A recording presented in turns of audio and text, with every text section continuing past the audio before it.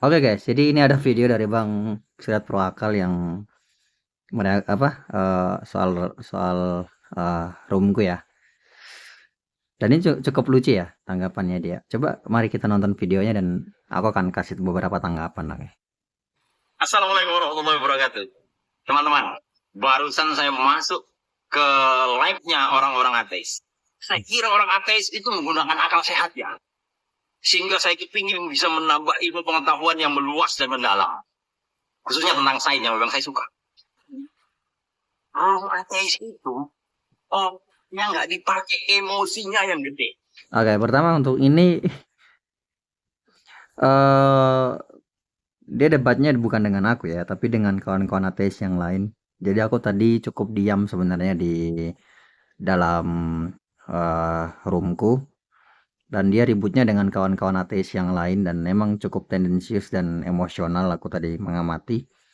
Tapi aku sendiri nggak apa ya, nggak terlibat sebenarnya secara langsung dengan debat dengan dia. Dia debatnya dengan tadi bang siapa ya, bang satu kacangnya satu apa satu dari namanya ya. Cukup intensnya dengan dia gitu ya, sampai ada kata-kata dungu dan bodoh dan sebagainya ya. Tapi jadi bukan dengan saya ya. Jadi untuk itu saya angkat tangan ya. Saya saya kan cuma mengamati perdebatan dan saya anggap seru jadi sudah. Jadi dia tidak ada debat dengan langsung dengan saya. Mbak, Bang Taka Kamulana, Hmm. coba Anda berpikir dan berperasa hati itu yang paling penting. Kalau kayak gitu, ateis dan mengatakan ateis, saya kira kacangan beli. Ya, kita manusia yang punya pikir dan punya rasa. Dan setiap hari selalu kita menginginkan kebahagiaan dan menghindari dari penderitaan. Selalu ingin sehat, jauhkan diri dari sakit. Walaupun kita pasti mati, tapi gak ada yang menginginkan kematian. Ya. Banyak hal yang di alam semesta ini tidak mungkin bisa kita jawab dengan akal pikiran. Ya, benar sekali. Saya sepakat dengan hal itu ya. Banyak hal di alam semesta ini yang nggak dapat dijawab dengan akal pikiran manusia. Karena keterbatasan pengetahuan manusia tentunya ya. Dan karena itulah saya selalu mengatakan ketika kita berhadapan dengan pertanyaan yang tidak kita ketahui jawabannya ya, kita harus berani mengakui ketidaktahuan kita. Kita harus berani mengatakan bahwa kita nggak tahu jawabannya apa. Bukan malah mengasumsikan bahwa jawabannya adalah Tuhan. Ya. Kalau kita mengaku tidak adanya Tuhan, karena tidak bisa membuktikan, ini sebetulnya alasan yang konyol.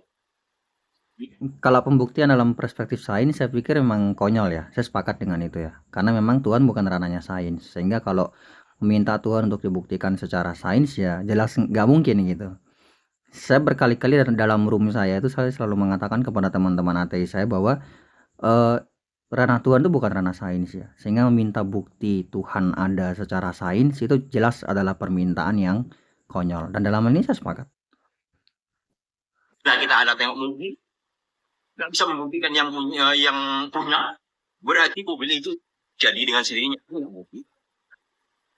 Ya.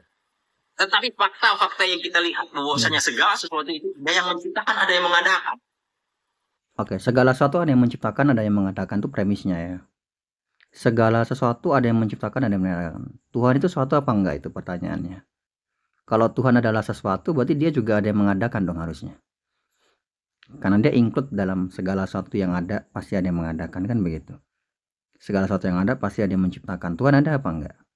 Kalau Tuhan ada, berarti ada yang mengadakan Tuhan, ada yang menciptakan Tuhan. Saya pikir ini argumen yang keliru ya. Bahkan para filsuf teistik kontemporer seperti William Lane Craig, Richard Swinburne, atau Alvin Plantinga pun nggak akan pakai argumen seperti itu ya. Mereka selalu berargumen bahwa segala sesuatu yang memiliki permulaan memiliki sebab gitu loh. Bukan segala sesuatu yang ada pasti ada sebabnya. Yang mana itu secara teistik sendiri juga argumen yang keliru ya. Kalau segala sesuatu yang ada pasti ada penyebabnya, terus kalau Tuhan ada apa enggak? Kalau Tuhan ada terus apa penyebabnya Tuhan? Ya.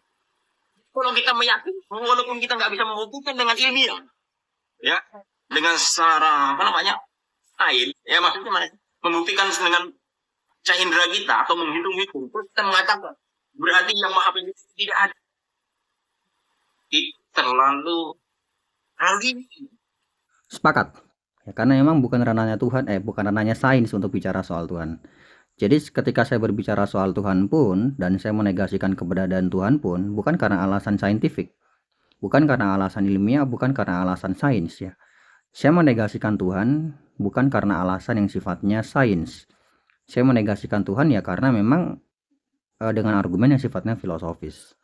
Ya, bukan argumen karena tidak dapat dibuktikan secara sains maka kemudian Tuhan tidak ada. Bukan seperti itu argumen saya.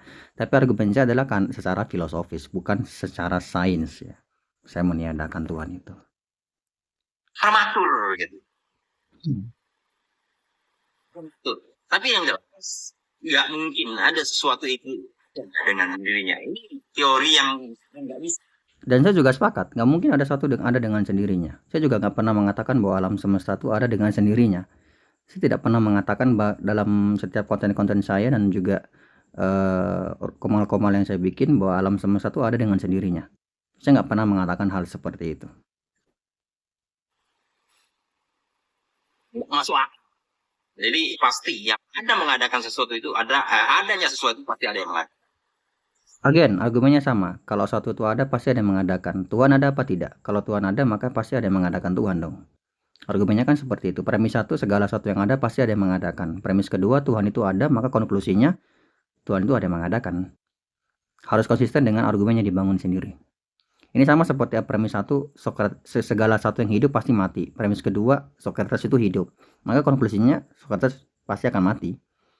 Nah, kayak gitu. Ya. Oh, anak TK itu bisa membuat dia mobil-mobil. Kalau mobil benaran, ini anak TK yang pintar. Punya modal. Belajar bertahun-tahun baru dia bisa buat mobil. Anak TK mobil-mobilan. Jadi kalau ada yang menciptakan hal seperti itu, yang tadi adanya dengan sendiri, berarti kalau ada yang menciptakan hal semesta ini, itu namanya Maha Pintar. Ini disebut appeal to analogy fallacy ya. Jadi kekeliruan dalam melakukan argumen dengan mendasarkan pada analogi di mana alam semesta dianalogikan seperti mobil ya yang dibuat oleh manusia gitu. Oke, kalau kita follow, kita ikuti cara berpikirnya, kita ikuti logika yang analogi yang dimainkan ya. Alam semesta dianalogikan dengan mobil begitu. Berarti dapat kita katakan bahwa sebagaimana halnya mobil itu butuh pencipta, maka alam semesta juga butuh pencipta. Oke, kalau begitu, sebagaimana mobil itu nggak mungkin diciptakan dari ketiadaan, tapi diciptakan dari bahan material yang sudah ada sebelumnya, maka Tuhan menciptakan alam semesta ini dari bahan material yang sudah ada sebelumnya. Dan sebagaimana halnya mobil itu bisa saja dirancang oleh lebih dari satu manusia, maka alam semesta ini bisa saja dirancang oleh lebih dari satu kecerdasan. Itu analoginya, kalau kita mau konsisten dengan menggunakan analogi itu sendiri. Tapi faktanya saya pikir teis tidak akan terima dengan analogi dengan implikasi semacam itu ya. Jadi sebenarnya dalam teisme sendiri ya appeal to analogi itu adalah sebuah kekeliruan ya. Maha ilmu. Ya. Saya ulang lagi. Kalau istiara itu buat mobil-mobilan. Orang yang dewasa yang belajar bertahun-tahun meneliti dan segala baru dia bikin mobil betul lah. Mungkin kayak modal, itu mungkin kerjasama gitu ya. Mungkin betul kan. Jadi kita bilang orang yang bikin mobil betulan atau Lamborghini atau apa, Mercedes-Benz itu, waduh itu hebat. Yang menciptakan alam semesta ini. Kita katakan maha pencipta. Ya, sekali lagi ini appeal to analogy fallacy. Jadi ya penjelasan seperti di awal tadi. Analoginya adalah dia menganalogikan dengan alam semesta dengan mobil, yang mana sebenarnya sudah sebuah kekeliruan gitu. Kenapa alam semesta dianalogikannya dengan mobil? Kenapa misalnya alam semesta nggak dianalogikan dengan gunung gitu? Dimana gunung itu tercipta ya karena hukum-hukum alam gitu, bukan karena ada sosok kecerdasan di balik gunung yang merancang gunung gitu. Saya kira itu logis ya. Perbandingan itu tadi, perbandingan rasional. Tidak juga ya, karena sebenarnya konklusinya malah bisa ditarik untuk menegasikan monoteisme itu sendiri. Bisa saja kalau kita analogikan alam semesta dengan mobil ya tadi, sebagaimana halnya mobil itu tidak diciptakan dari ketiadaan tapi diciptakan dari bahan material yang sudah ada sebelumnya, maka begitu pula alam semesta ini tidak diciptakan dari ketiadaan, tapi diciptakan dari bahan material yang sudah ada sebelumnya. Pertanyaannya, bahan material apa yang digunakan untuk menciptakan alam semesta ini? Mobil jadi dengan sendirinya. Anda tidak mengetahui yang buat. Jadi kan kacau. Dia bisa memberikan yang buat. Itu jadi dengan sendirinya. Anda mengatakan bahwasanya alam semesta itu dengan sendirinya. Tidak bisa membuktikan. Saya nggak pernah mengatakan bahwa alam semesta terjadi dengan sendirinya. Again, saya nggak pernah mengatakan hal seperti itu. Ya, kalau saya ditanya bagaimana alam semesta ini bisa ada, jawaban yang bisa saya berikan adalah saya tidak tahu bagaimana alam semesta ini bisa ada. Tapi saya tidak pernah sekalipun menyatakan bahwa alam semesta itu bisa ada dengan sendirinya. Jadi ini straw man fallacy ya. Bahwasanya sang pencipta itu tidak ada, itu namanya kacau. Anda berarti tidak menggunakan rasionalitas. Terima kasih. Assalamualaikum. Ya, itu tanggapan saya mungkin ya. Jadi beberapa keliruan di sini adalah appeal to analogy fallacy dan juga strawman fallacy ya. Terutama bagian tadi yang paling terakhir yang mengatakan bahwa seolah-olah memframing saya bahwa saya mengatakan alam semesta ada dengan sendirinya. Saya tidak pernah mengatakan alam semesta ada dengan sendirinya. Saya selalu mengatakan bahwa saya nggak tahu bagaimana alam semesta ini bisa ada. Dan soal appeal to analogy tadi ya, argumennya ya yang berdasarkan pada analogi tadi juga keliru ya. Kalau alam semesta dianalogikan dengan mobil, maka sebagaimana halnya mobil itu diciptakan bukan dari ketiadaan tapi dari bahan material yang sudah ada sebelumnya. Pertanyaannya kemudian, kalau alam semesta dianalogikan dengan mobil, berarti harusnya alam semesta ini diciptakan dari bahan material yang sudah ada sebelumnya gitu. Pertanyaannya adalah bahan material apa yang digunakan untuk menciptakan alam semesta. Itu ya teman-teman ya. Mungkin untuk kesempatan kali ini nanti kita tunggu dari respon dari Bang Suryatnya seperti apa. Oke, terima kasih.